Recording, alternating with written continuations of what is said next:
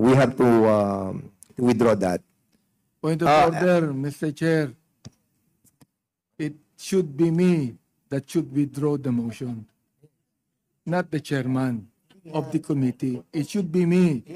And Mr. Chair, I reiterate my motion because look, these people are actually insulting me. I'd like to ask the director of PAOK, do you believe that these people know many things?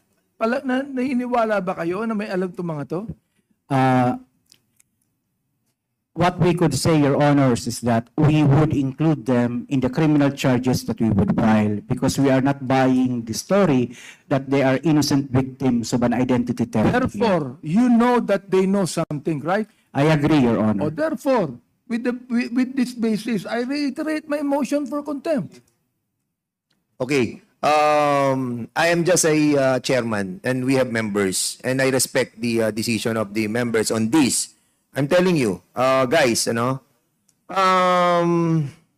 we have to find out your the veracity of your statement regarding your employment. We have to see kung can you kindly submit all your documents pertaining to your being an employee? Katulad nung si Chua, nagtatrabaho daw siya sa appliance center sa Anson. Is this true? Yes po, Your Honor, pero kaka-resign ko lang po. Wala kang properties, wala kang sariling bahay, wala kang sasakyan, Actually, How old are you? Magpo-48 po. 40. 47, going 48. 47. Yes po. So you were not employed by the Lucky South or any corporations under this Never po. this Pogo Never Hub? po, Your Honor. And you also yes, you. Never po, Your Honor. How old are you? 38 po, Your Honor. 38. You have your own house, your own car? No, Your Honor. Are you sure? Yes, Your Honor. Because we are trying to look on the on the veracity of your statement here. Yes, Your Honor. I only also- have a motorcycle po. Mr. Chair, hindi po ako connected sa Lucky South. Meron po akong bahay na tindiran, naka-loan po sa bangko po. Wala nang anumang property na nakapangalan sa inyong tatlo? Wala po, Your Honor. Your Honor, ako property lang po, lupa lang po, wala pong tayong bahay. How big is the lot? 180 square meter na sa Kanlubang po. Okay, thank you so much. Ikaw Baterna, may mga property ka ba nakapangalan sa iyo? Wala po. Nakatago lahat. Wala. Nakatago. Ba't sumagot ka lang oo? Wala po talaga, Your Honor. Promise. Yung Ferrari wala sa iyo. Wala po. Okay, 1 minute suspension.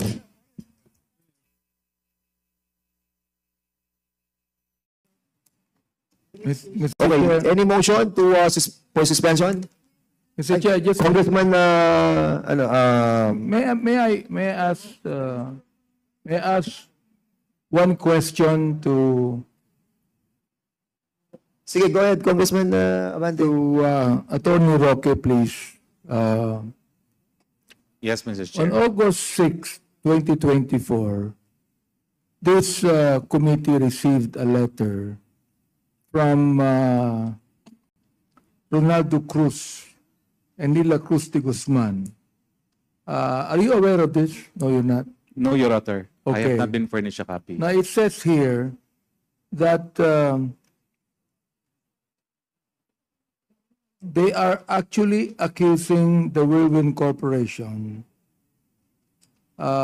taking forcefully the adjacent lots. And it says right here, there is also no truth to the malicious allegations of Attorney Harry Roque, counsel of Whirlwind Corporation, when he referred to as Cruz siblings to have allegedly conceptualized this project. Now, will you please answer that, Mr. Well, Your Honor, I do not recall saying that it is the Cruz siblings who conceptualized the project. What I mentioned is it is the Cruz that has been involved in this project from the very beginning because they own the land and they leased it to Whirlwind. Now, I do not think I will mention anything regarding the children because the contract was entered into between the old man and Whirlwind. Now, it is in turn the children, the registered owners of the property, that filed suit against Whirlwind. But I think my statement, if I remember correctly, is that it was Old Man Cruz that dealt with Whirlwind from the very beginning, from the time that the lease was entered into, as in fact, it is Old Man Cruz, Roberto Cruz, who signed the contract of lease, only to find out that the registered owners were his children, including, I believe, Mr. Donato. So, Mr. Chair, do you deny, therefore, the accusation of Ronaldo Cruz and Nila Cruz de Guzman? Yes, Your Honor, my only dealings with the children is the fact that they are the adverse party in the ejectment case, Your Honor. But you know for a fact, Attorney Roque, that the reason why Whirlwind Company bought the property is for them to put up a Pogo Hub. I do not know that, Your Honor, because I only knew them in 2022 after the elections, long after the property had already been developed. No? It was already existing, Lucky South already had the contract, and as is apparent in all the discussions, I had no participation whatsoever with either Whirlwind or Lucky South until 2023, no? When I accompanied Ms. Ong to PAGCOR. Attorney Roque, Mr. Chair, if my memory serves me right, during the last hearing, you said that you knew. You knew that Cassandra would be putting up a Pogo Hub. You knew that. No, Your Honor. I met them already. The Pogo app was already up. It was already up long after it had been constructed, in fact.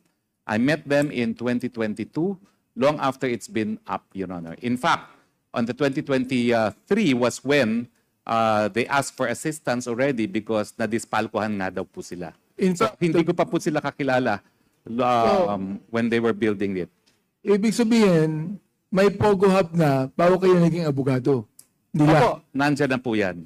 Nandyan na po yan. Hindi nasabi sa inyo na meron silang Pogo Hub? Hindi po sa kanila yung Pogo Hub. Ang sinasabi totoo. nila is, And sila the thing po is, yung nagpapaupa. Attorney, na ginagamit po sa alam Pogo. natin na yung pong Lucky South 99 Corporation, kay Cassandra din. Di ba? Yung Hindi- Lucky South 99 Outsourcing Corporation, Hindi ko po alam na kay kay Cassandra. Cassandra din. Mr. Chair, hindi ko po alam na sa kanya yan. Dahil ang pagkakakilala po ko sa kanya at pumirma nga po siya dun sa mga dokumento na hinain namin sa mga korte, siya ay taga Whirlwind. Okay, Mr. Chair, thank you very much. Maraming salamat, Mr. Chair. Maraming salamat po. Thank you so much, everybody. I think